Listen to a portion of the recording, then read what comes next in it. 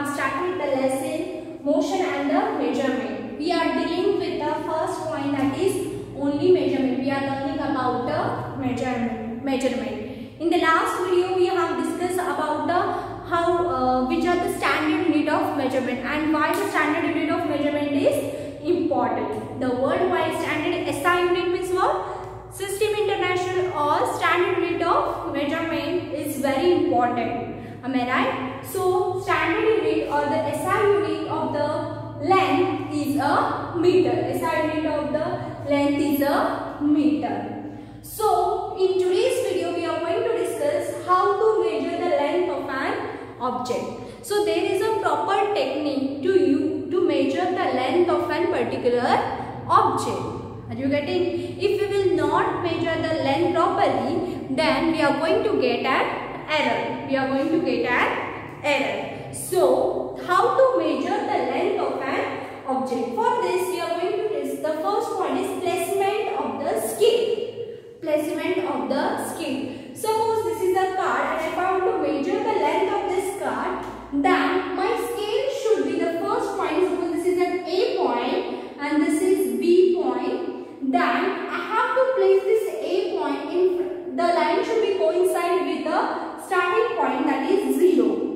Are you getting this? So 0 point should coincide with this and till the end point, which is we have to measure it. Are you getting? The scale should be placed properly. If suppose this is a card and if my scale is placed like this and if I measure the length, I'm not going to get a proper reading. So placement of the scale is very important. You have to place the scale properly. Whenever you are measuring the particular line, mostly in the maths your teachers are telling to measure the length of this line. Yes or no? So you have to place the 0 point at this point. Your scale should, the 0 point of this scale should coincide with this line, and whatever the length of that particular line it will be. Suppose it is 14 centimeter. So if this line is coincide with the 14, so the length of this line is 14 centimeter. Are you getting this? So placement of the scale is very important. You have to place it properly. If you are placing the scale anyhow, your reading is not going to come correctly. So you have to place the scale properly. If suppose by mistake if you have a worn out scale means what? Broken scale. Suppose your scale is like this, broken at a particular point. 1 is here. Then there are some points. Then 2. These are the small point. 3, 4, 5, and so on. Okay.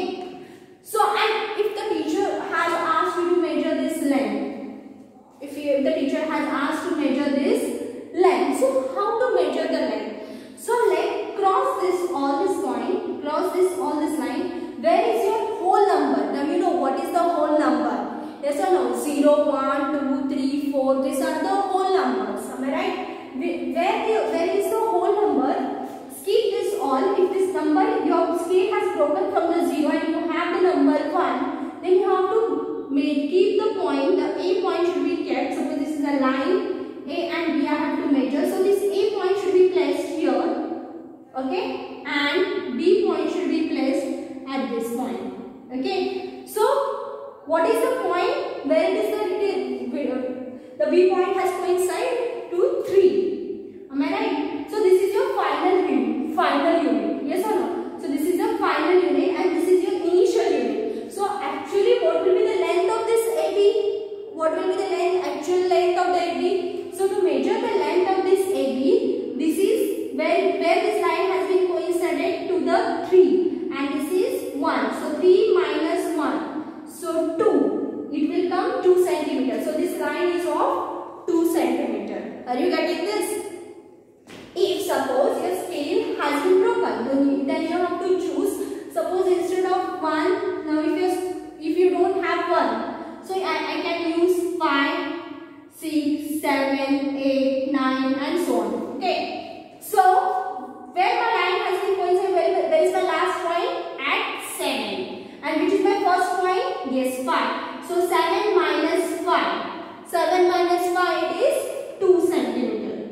Are you getting? So this will be the actual reading of this line.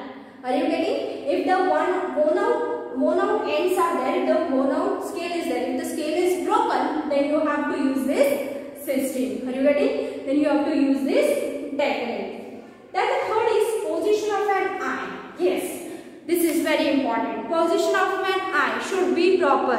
Are you getting? If you will look, if suppose the scale is like this, then you have to look it in the front of it.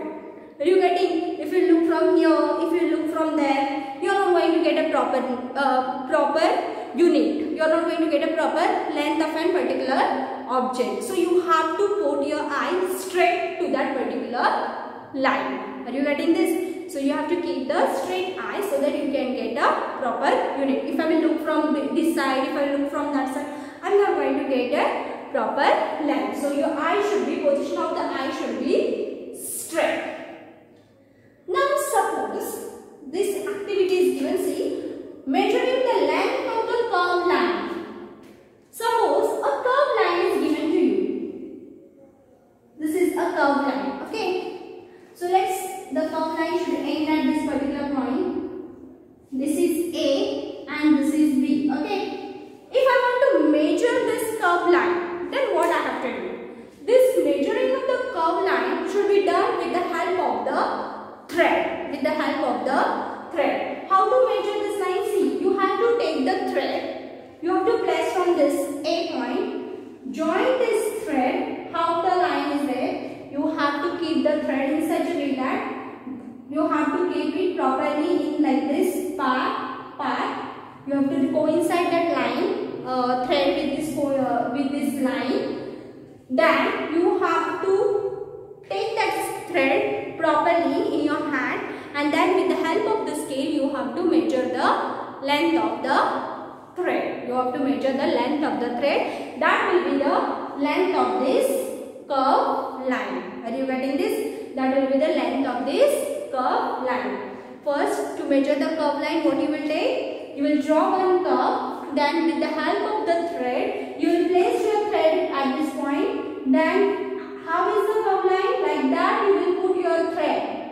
You get it? You are going to place like this only thread. Okay. Then you will pick up the thread, make it straight, and with the help of the scale, you will measure that length. You will measure that length. So that will be the length of the curved line. That will be the length of the curved line. Are you getting this? So this is how we can measure the length of the curved line and how to measure the length of an object. These are the main points which we have to focus on. This placement of the scale. The scale should be placed properly. If the worn out ends are there, if the scale is broken, then how to take the reading and position of the eye.